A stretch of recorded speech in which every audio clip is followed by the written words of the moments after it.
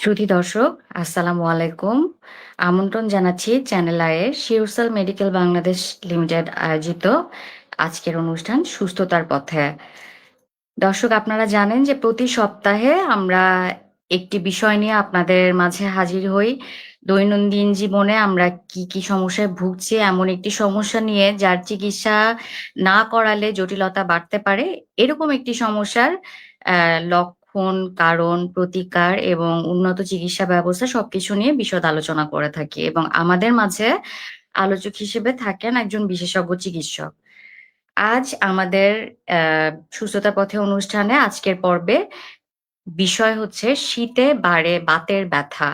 আমাদের মাঝে আলোচক হিসেবে আছেন ডাক্তার এ.কে.এম. মহিউদ্দিন, অর্থোপেডিক ও রিজেনারেটিভ মেডিসিন বিশেষজ্ঞ, কনসালটেন্ট, শিওরসাল মেডিকেল বাংলাদেশ লিমিটেড।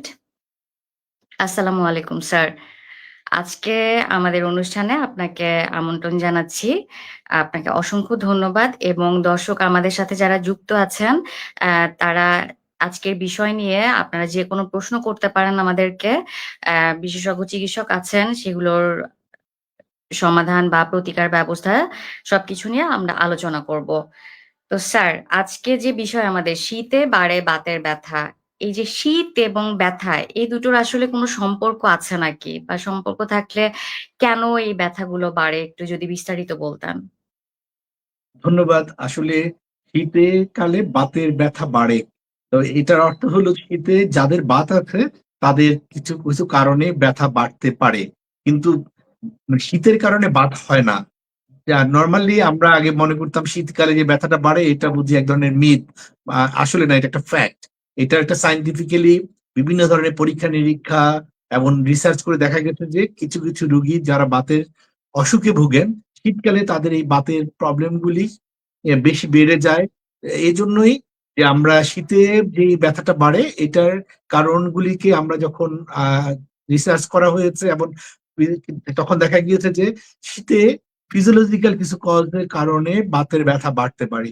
শীতকালে নরমালি বাতাসের যে ব্যারোমেট্রিক প্রেসার সেটা কমে যায়। কমে গেলে বিভিন্ন ধরনের অস্থিসন্ধির মধ্যে ফুলে যায় এবং সেই প্রেসার বেড়ে যায়। তখন তার সারাউন্ডিং যে রক্ত চলাচল করা নালীগুলি আছে এবং নার্ভ আছে, এগুলি ব্যথা তৈরি করতে পারে। এছাড়া দেখা গিয়েছে যে শীতকালে যে আমাদের যে জয়েন্ট আছে, জয়েন্টের মধ্যে এক ধরনের পদার্থ আছে, তো তরল পদার্থ, এটাকে সাইনোভিয়াল ফ্লুইড বলে। সেটার ঘনত্ব বেড়ে যায় এবং সে কারণে আবার শীতকালে জয়েন্ট স্টিফ বা শক্ত হয়ে যায়। এছাড়া দেখা গেছে যে শীতকালে নরমালি রক্ত চলাচল, আমরা যে অঙ্গগুলি আছে এগুলি শীতকালে মানে ভাইটাল অর্গান গুলিতে রক্ত চলাচল বাড়ে এবং পেরিফেরাল যে অঙ্গগুলি আছে সেগুলিতে রক্ত চলাচল কমে। এই কারণে দেখা গেছে যে মাসেলে টেনশন বেড়ে যায়, মাসেলে রক্ত চলাচল কমে যেতে কারণেও শীতকালে বাতের ব্যথা এবং মাংসের ব্যথা বাড়তে পারে। এর বাইরেও দেখা গিয়েছে যে শীতকালে নরমালি আমরা পানি কম খাই, তাই ডিহাইড্রেশন থাকে। সেক্ষেত্রেও মাসেল গুলিতে কিছু পেইন হয় এবং বিভিন্ন জোড়ায়ও ব্যথা হতে পারে। এছাড়া আহ আমাদের কিছু মনস্তাত্ত্বিক ব্যাপারও দেখা গেছে শীতকালে বাতের ব্যথা বাড়াতে পারে। যেমন শীতকালে আমরা নরমালি দিন ছোট থাকে, রাত বড় হয়, আমরা বাইরে কম যাই, চলাফেরা কম হয়, আমরা ব্যায়াম মুভমেন্ট কম করি। সেক্ষেত্রেও একটা বাতের ব্যথাগুলি শীতকালে বাড়ার একটা আহ, সম্ভাবনা রয়েছে। এছাড়া কিছু কিছু কারণ আছে, যেমন ভিটামিন ডি, ন্যাচারাল যে সোর্সটা আমরা সূর্য রশ্মি থেকে পাই। শীতকালে আমাদের দেশে এই সাবকন্টিনেন্টে একটা সময় রোদের মধ্যে ভিটামিন ডি পরিমাণ কম থাকে বা থাকেও না। এই সবকিছু মিলেই শীতকালে কিছু কিছু রোগীর বাতের ব্যথা বৃদ্ধি পায়। ধন্যবাদ স্যার। আমাদের আপনার আলোচনায় আসলে বিস্তারিত অনেক কিছু বলে দিয়েছেন। তারপরও আরেকবার জানতে চাচ্ছি আরেকটু ইলাবোরেটলি যে ঠান্ডা আবহাওয়া আমাদের যে আ বাতের বিভিন্ন ধরনের প্রকারভেদ আছে বাতের রোগের। ঠান্ডা আবহাওয়া কি সব ধরনের বাতের রোগেই প্রভাব ফেলে?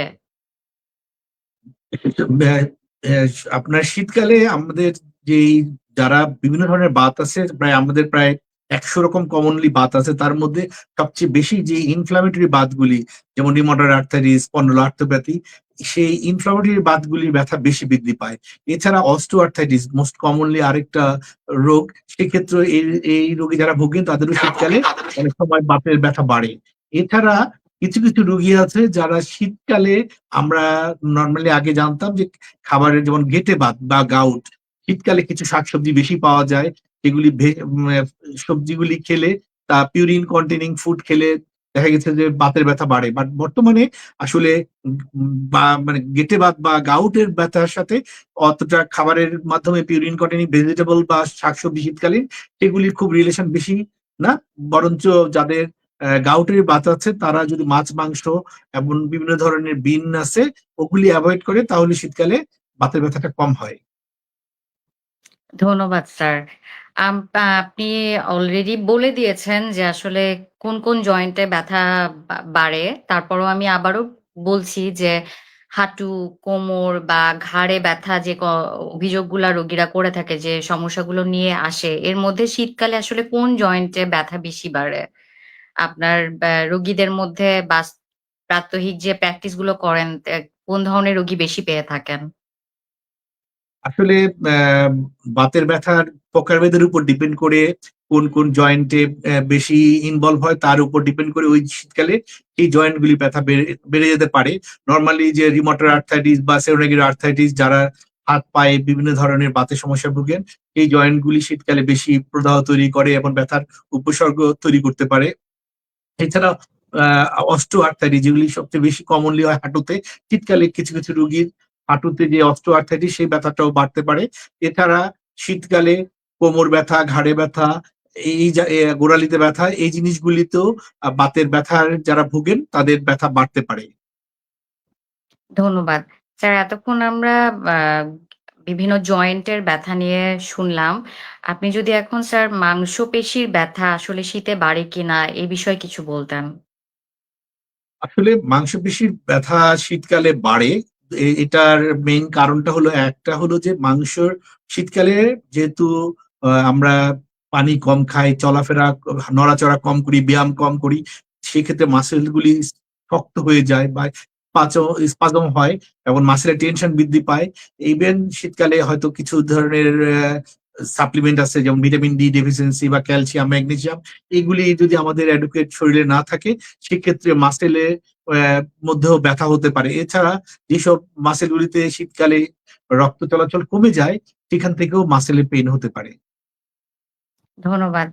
আ স্যার, আমরা প্রায় শুনি যে এই ধরনের ব্যথা অমাবস্যা বা পূর্ণিমায় বাড়ে। আগে এই কুসংস্কারগুলো চালু ছিল গ্রামের মানুষের মাঝে। কিন্তু ইদানিং শিক্ষিত সম্প্রদায়ের মধ্যেও, শহরেও এই ধরনের বিভিন্ন ধরনের একটা ধারণা থাকে যে শীতে আমাবস্যায় বা পূর্ণিমায় ব্যথা বাড়ে।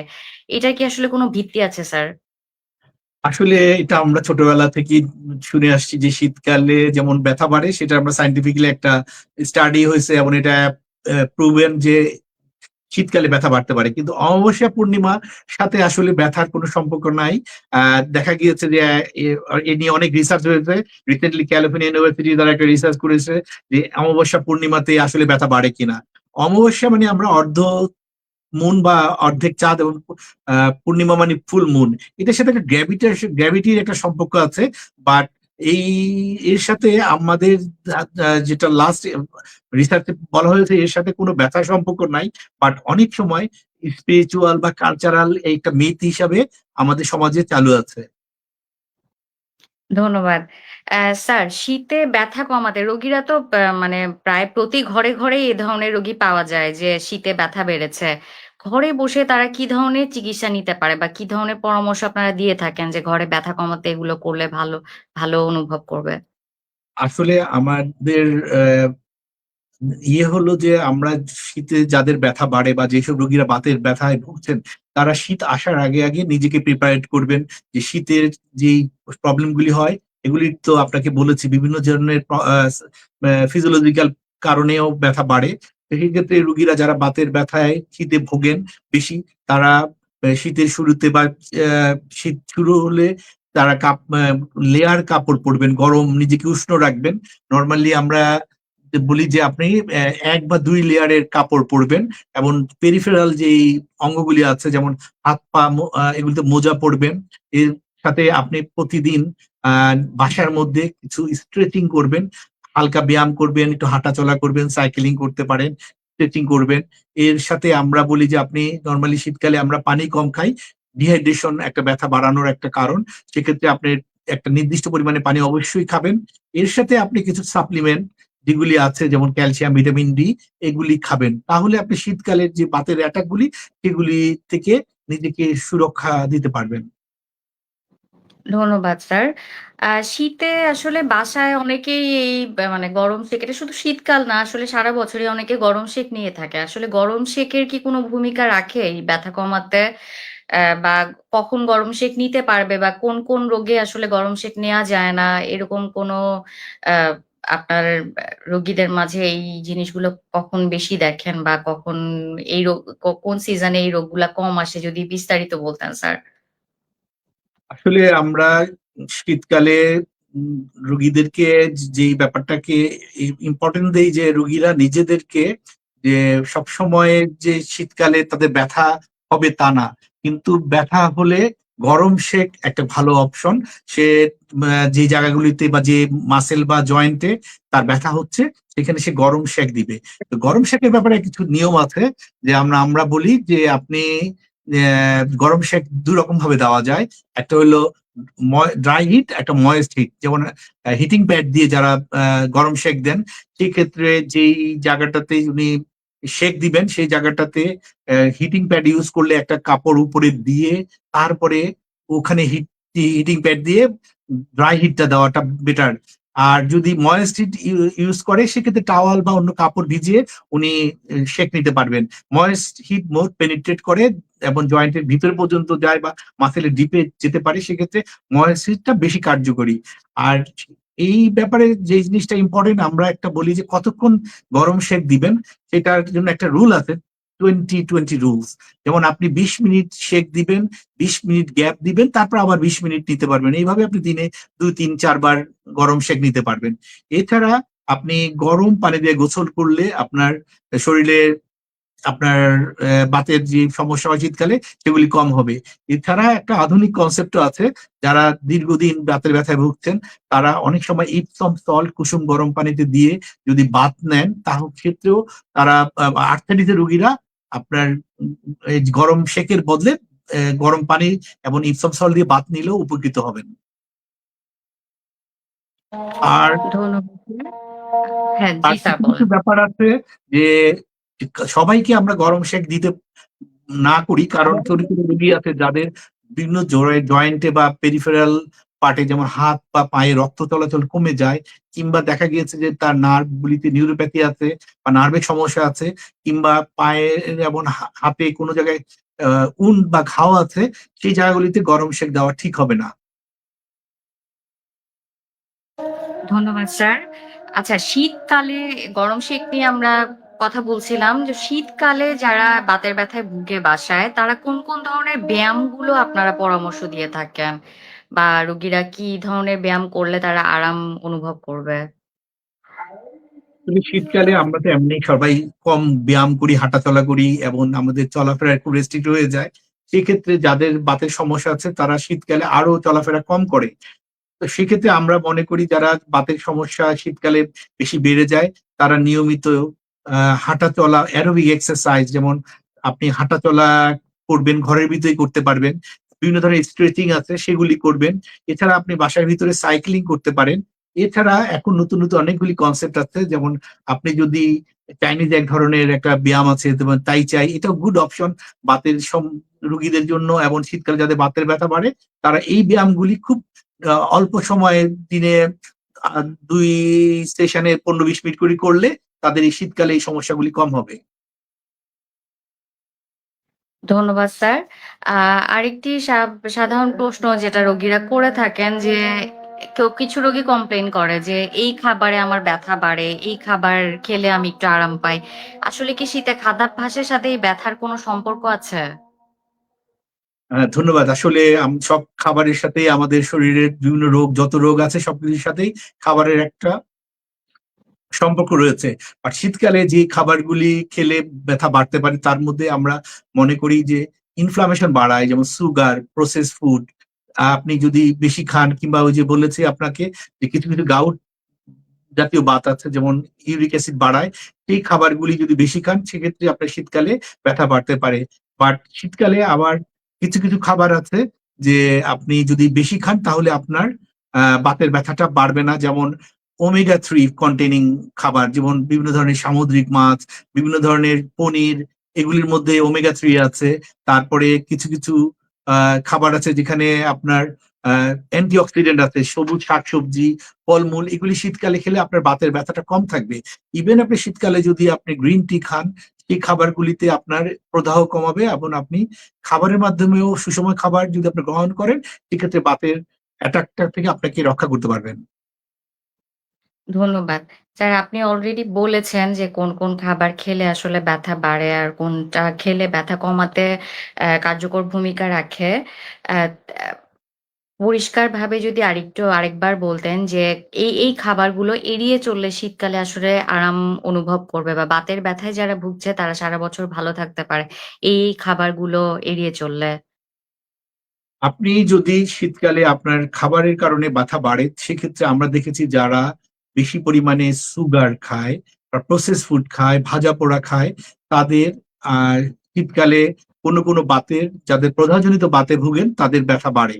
এছাড়া যাদের গাউট বা গেঁটে বাত আছে, তারা যদি গিলা কলিজা, সামুদ্রিক মাছ খান, পিউরিন বেশি থাকে এইসব খাবারে, সেক্ষেত্রে আপনার ব্যথা বাড়ার সম্ভাবনা আছে। এছাড়া ডিম জাতীয় কিছু খাবার আছে যেগুলিতে গাউটের আর্টারি যাদের, তাদের ব্যথা বাড়তে পারে, বাট বর্তমানে সাইন্টিফিকলি প্রুভেন যে ভেষজ সবজি জাতীয় খাবারে যে পিউরিন আছে সেটা গাউটের অ্যাটাকটা অত বাড়ায় না, যেটা আমিষ জাতীয় খাবারের মাধ্যমে বা সামুদ্রিক মাছ এবং বিভিন্ন ধরনের যে প্রসেস ফুড, এগুলির মাধ্যমে গাউটের অ্যাটাক গুলি বেশি হওয়ার সম্ভাবনা থাকে। ধন্যবাদ। স্যার, আমরা আসলে আপনার কাছ থেকে একটা স্বচ্ছ ধারণা পেলাম যে শীতে বাড়ে বাতের ব্যথা। এই ধারণাটা কিছু আ কুসংস্কার আছে এবং কিছু খাদ্যাভ্যাস নিয়েও ভুল ধারণা ছিল। সেগুলো হয়তো পরিষ্কার ধারণা পেয়েছে সকলে। আ দর্শক, এ পর্যায়ে আমরা একটি ছোট্ট বিরতিতে যাচ্ছি। আ আপনারা থাকবেন আমাদের সাথে। এরপরে এই শীতে বাতের ব্যথার আধুনিক চিকিৎসা নিয়ে আমরা বিস্তারিত আলোচনা করব। শিওরসেল মেডিকেল 10 বছর ধরে স্বাস্থ্যসেবায় আপনার নির্ভরযোগ্য ঠিকানা। জয়েন্ট পেইনের সার্জারির বিকল্প যুগান্তকারী চিকিৎসা পদ্ধতি স্টেম সেল ও পিআরপি। হাঁটু ব্যথা যেমন অস্টিওআর্থ্রাইটিস, লিগামেন্ট বা মেনিসকাস ইনজুরির কার্যকর সমাধান। হিপ জয়েন্টের এভিএন বা অ্যাভাসকুলার নেক্রোসিস। কাঁধের ব্যথা যেমন ফ্রোজেন শোল্ডার বা রোটেটর কাফ ইনজুরি। কনুয়ের ব্যথা যেমন টেনিস এলবো ও গলফার্স এলবো। গোড়ালি, ঘাড় এবং স্পোর্টস ইনজুরিতে সার্জারির বিকল্প সমাধান স্টেম সেল ও পিআরপি। 10 বছরে সফলভাবে 25,000-এরও বেশি চিকিৎসা সম্পূর্ণ করেছেন ডক্টর AKM মহিউদ্দিন। আমাদের ডার্মাটোলজি বিভাগে রয়েছে ত্বক, চুল, অ্যান্টি এজিং এবং যৌন সমস্যার উন্নত চিকিৎসা। সর্বাধুনিক প্রযুক্তির পাশাপাশি আছেন অভিজ্ঞ চিকিৎসক ডক্টর মোহাম্মদ মুনতাসির ইসলাম। বিস্তারিত জানতে যোগাযোগ করুন SureCell medical, plot 2, road 21, Gulshan 1, Dhaka. আমরা আবার চলে এসেছি সুস্থতার পর্বে আজকের আলোচনায়। আ শীতে বাড়ে বাতের ব্যথা। আলোচনায় আমরা যে পর্যায়ে ছিলাম তার পরবর্তী ধাপটা হচ্ছে গিয়ে চিকিৎসা। তো প্রচলিত চিকিৎসা কি আছে আমরা এ ব্যাপারে শুনবো এখন। এই বাতের ব্যথায় আ এত বছর ধরে রোগীরা কি ধরনের প্রচলিত চিকিৎসা নিয়ে এসেছেন এবং তা কতটুকু কার্যকর? স্যার, যদি একটু বলতেন। ধন্যবাদ। আসলে শীতকালে যাদের বাতের ব্যথা বাড়ে তারা নরমালি রেগুলার যেই ধরনের ওষুধগুলি খান সেগুলি তো কন্টিনিউ করবেন। এছাড়া তার চিকিৎসকের সাথে শীতের আগে যদি একবার দেখা করেন এবং এই জন্য একটা প্রিপারেশন নিয়ে, উনি যদি দেখা যাচ্ছে যে শীতকালে সব শীতে ওনার বাতের ব্যথাগুলি অ্যাগ্রাভেট করে, তাহলে উনি ট্রেডিশনাল যে ট্রিটমেন্ট গুলি আমরা নরমালি দিয়ে থাকি, কেউ ব্যথার ওষুধ খান, আমরা সিম্পলি বলি যে প্যারাসিটামল বা এনএসএডি টাইপ ওষুধগুলি খান, সেগুলি লাগলে খাবেন। এছাড়া আমরা শীতকালে রোগীদেরকে এই বাতের ব্যথা থেকে প্রিভেন্ট করার জন্য উপদেশ দিয়ে থাকি, সেইগুলির ব্যাপারে তো আপনাদেরকে বলেছি। এর বাইরে আমরা রোগীদেরকে বলি যে আপনি শীতকালে আপনি অ্যাডুকুয়েট ভিটামিন ডি সাপ্লিমেন্ট খাবেন। কারণ আমাদের দেশে যে শীতকালটা শুরু হয় সাপোজ নভেম্বর থেকে ফেব্রুয়ারি পর্যন্ত, মিড নভেম্বর থেকে আমাদের দেশে রোদের মধ্যে যে ভিটামিন ডিটা সেটা আসলে থাকে না। কারণ এটা হলো আসলে নিরক্ষরেখা থেকে দূরে যত দেশগুলি আস্তে আস্তে অ্যাঙ্গেলের কারণে যে ভিটামিন ডি যে তৈরি হয় সূর্যের আলোক রশ্মি থেকে, সেটা আমাদের দেশে ওই সময় থাকে না বা কমে যায়। Length of the vitamin D তৈরি করার যে প্রক্রিয়া, সেই ক্ষেত্রে আপনি হয়তো রোদ পোহানোর জন্য সবাই বসে শীতকালে রোদে, কিন্তু ভিটামিন ডিটা আসলে চামড়ার নিচে যেভাবে তৈরি হয় ন্যাচারালি, সেটা তৈরি না হওয়ার কারণে অনেকেই শীতকালে বাতের ব্যথা বেড়ে যেতে পারে। সেক্ষেত্রে জন্য আমরা বলি যে আপনারা ভিটামিন ডি শীতকালে রেগুলার খাবেন। সেটা একটা নির্দিষ্ট মাত্রায় অবশ্যই খাবেন। একজনের কখনো কখনো দেখা গেছে যে কিছু কিছু দেশে শীতকালে ৫,০০০ পর্যন্ত আয়ু পর্যন্ত ভিটামিন ডি রেগুলার খায়। এর সাথে আমরা বলি যে ওমেগা থ্রি কন্টেনিং ফুড যেমন আপনাকে হেল্প করবে শীতকালে আপনার ব্যথা কমানোর জন্য। এছাড়া ওমেগা থ্রি সাপ্লিমেন্ট পাওয়া যায়, সেই ওমেগা থ্রি সাপ্লিমেন্টটা আপনি শীতকালে খেতে পারবেন রেগুলার।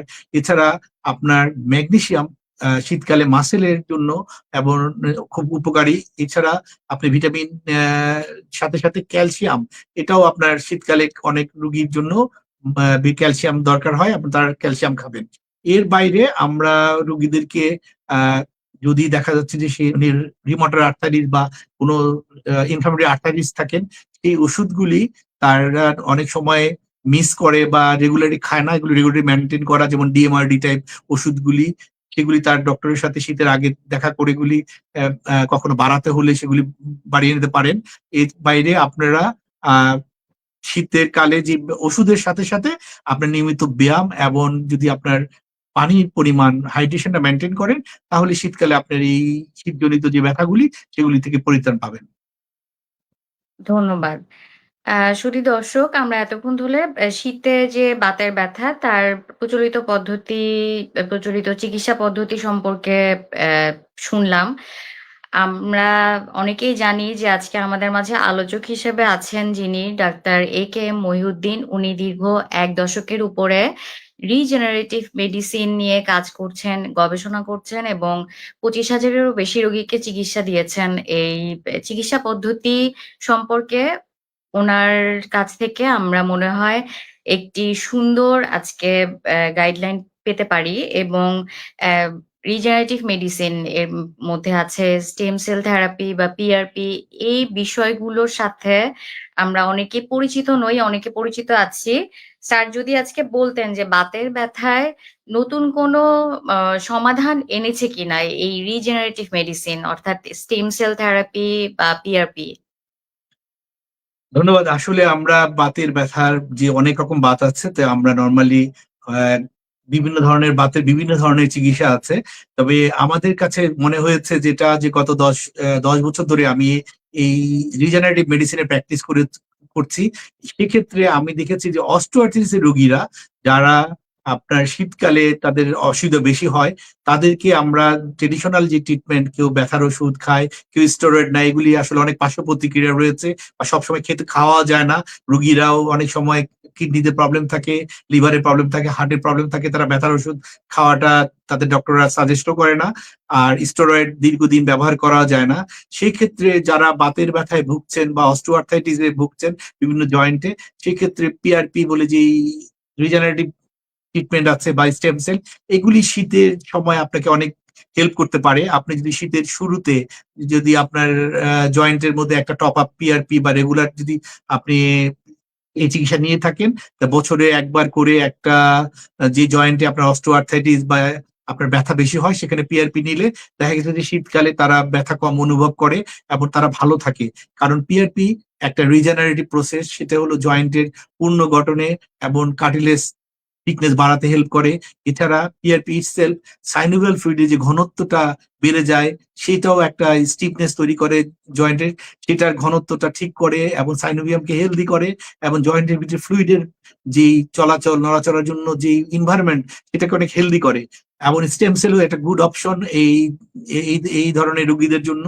তো যারা বিভিন্ন হাঁটু, কোমর বা শোল্ডার, হিপের অস্টিওআর্থ্রাইটিস বা বিভিন্ন ধরনের বাতে ভুগছেন, তারা যদি প্রচলিত চিকিৎসার বাইরে এই রিজেনারেটিভ প্রসেসে চিকিৎসা নেন, আমার বিশ্বাস যে তারা গতানুগতিক চিকিৎসার চেয়ে অনেক ভালো ভাবে তাদের শীতের সময়ের ব্যথাকে নিয়ন্ত্রণ করতে পারবেন এবং সাইড ইফেক্ট ছাড়া আপনি দীর্ঘদিন আপনি এই চিকিৎসা নিতে পারবেন।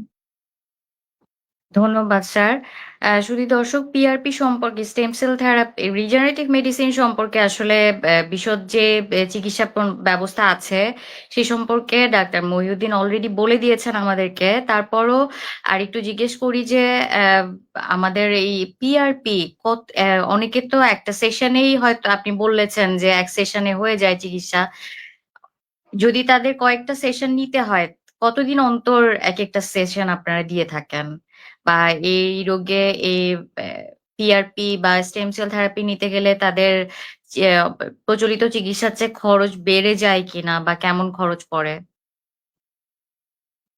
ধন্যবাদ। আসলে পিআরপি যখন আমরা প্রথম রোগীকে চিকিৎসা দেই তখন আমরা এটা রোগীদেরকে যে জয়েন্টে তার অস্টিওআর্থ্রাইটিস আছে বা অন্য বাত আছে সেই জয়েন্টে আমরা ১৪ দিন পর পর ৩টা ইনজেকশন দেই। এরপরে যারা বাতের সমস্যার কারণে শীতকালে বেশি ভোগেন, তাদেরকে আমরা প্রতি বছর শীতের আগে একটা টপ আপ বা একটা করে ইনজেকশন নিতে বলি। এটা নিলে তার ভিতরের যে কার্টিলেজ সেটা হেলদি থাকে।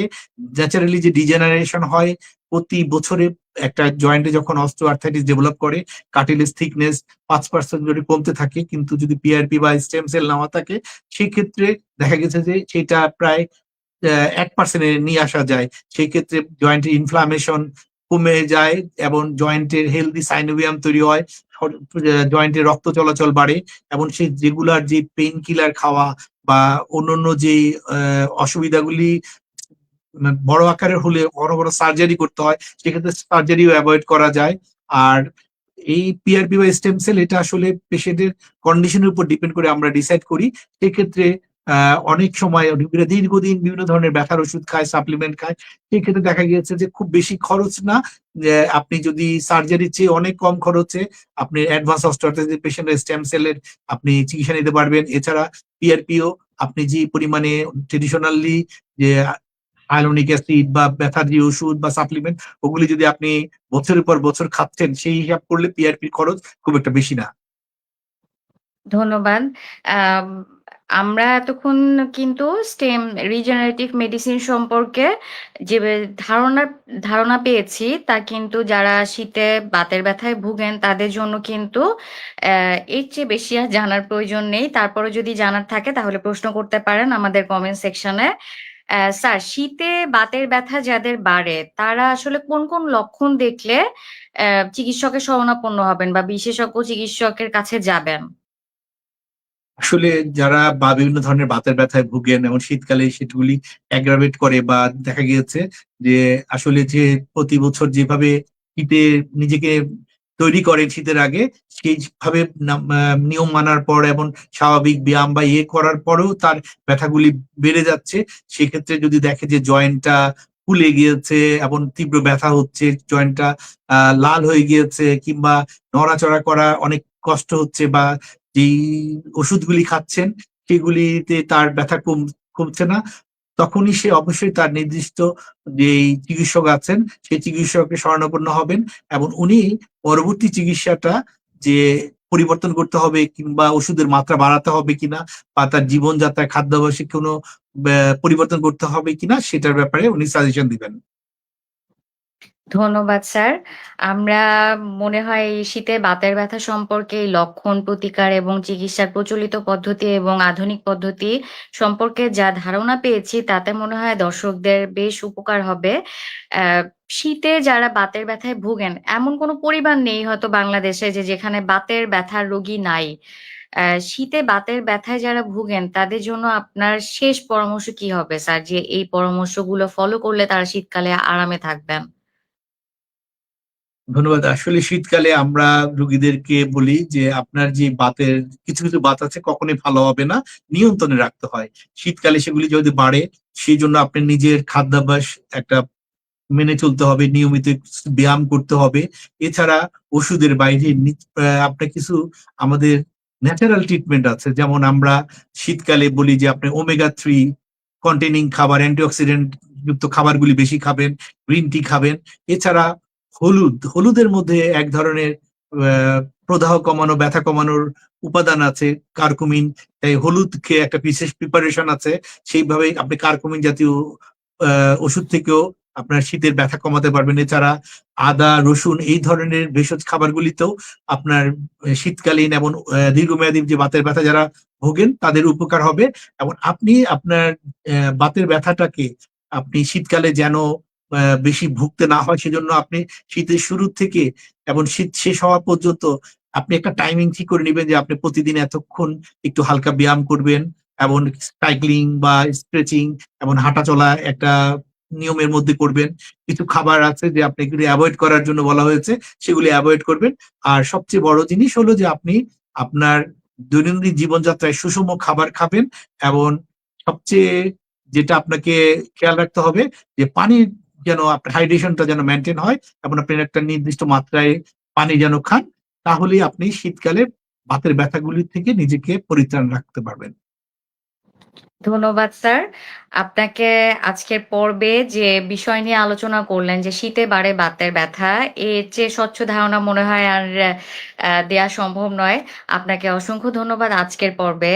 অ্যা এবং দর্শক, প্রতি সপ্তাহে আমরা আপনাদের সাথে এই সুস্থতার পথে অনুষ্ঠানে একটি আপনাদের জটিল সমস্যা, সাধারণ সমস্যা যেটা জটিল আকার ধারণ করতে পারে চিকিৎসা না নিলে, এরকম একটি সমস্যা নিয়ে হাজির হই। আমরা পরবর্তী পর্বে একজন বিশেষজ্ঞ চিকিৎসক আমাদের সাথে থাকবেন আলোচনায়, এবং আপনাদের কোনো পরামর্শ থাকলে বা কোনো প্রশ্ন থাকলে আপনারা আমাদের সাথে যোগাযোগ করতে পারেন কমেন্ট সেকশনে কমেন্ট করে। ধন্যবাদ। শুভরাত্রি। শিওরসেল মেডিকেল 10 বছর ধরে স্বাস্থ্যসেবায় আপনার নির্ভরযোগ্য ঠিকানা।